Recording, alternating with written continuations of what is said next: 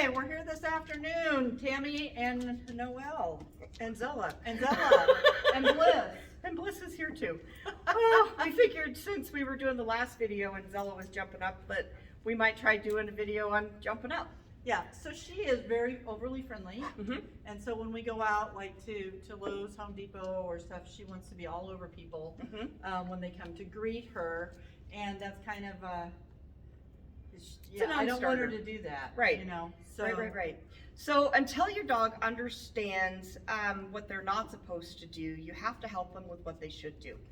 So what I'd like to do is maybe just do like a little example of what not to do and then what to do. What not to do is okay. So let's do the what not to do first. So what I want you to do is you're just going to stand there and just act like your average person and just let her go. And I'm going to get really excited.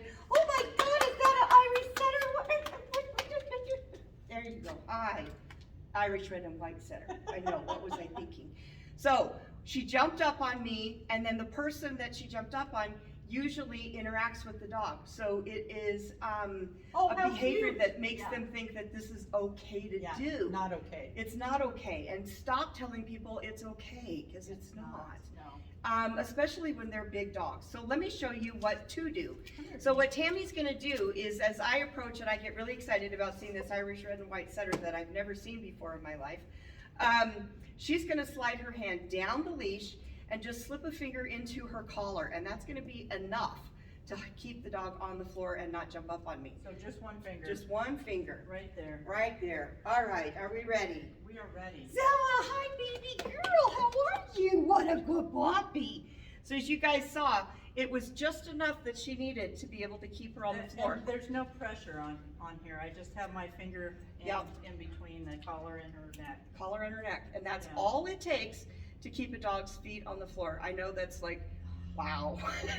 I know, we thought it was going to be some magical formula of some sort. Well, and Noelle, part of the thing that we were talking about earlier is when I have someone that comes to the door, my dogs aren't always on a leash. Right. The other three don't necessarily jump all over people, so that's not an issue.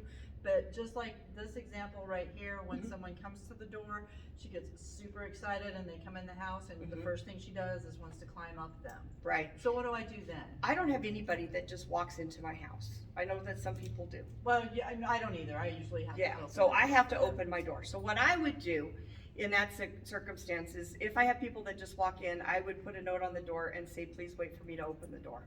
Then I would put a leash on my doorknob. So when the doorbell rings, we all go to the door and I hook the leash on the dog that I need to help.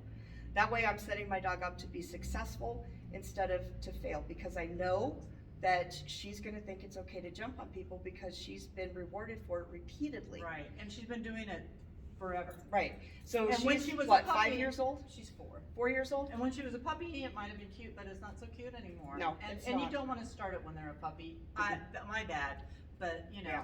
If it's not cute as an adult, don't let them do it as a puppy. So what you're gonna do is grab your leash off the doorknob, hook it onto the dog, and then when people come in, you just slide that finger down into the collar. They can come into your house, and she learns a new way of saying hello. And then you can have, if you want to, you can have some cookies right there for people to give her cookies, so that she starts to get rewarded more for this behavior than for the over-the-top behavior. Just remember that rewards don't always have to be food. If you praise and you smile, you make eye contact with the dog, that's often just enough to, Right. yeah, because we didn't give her treats for jumping up. Nope. But we touched her, we made eye contact, and we petted.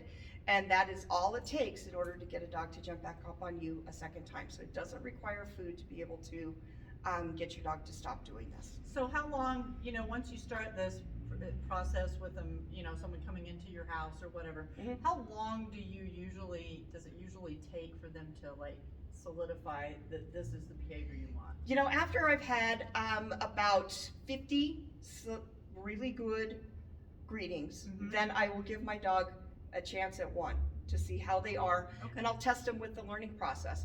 And testing isn't a bad thing. If you test and your dog jumps up, that tells you, nope, we need more practice. If you test and your dog doesn't, then that lets you know that's good information too.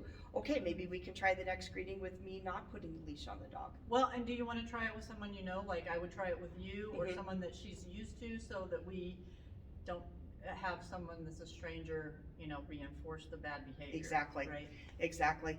One of the best things that you can do is have a pizza and beer party, invite your friends over, tell them to come every 5 minutes. Right.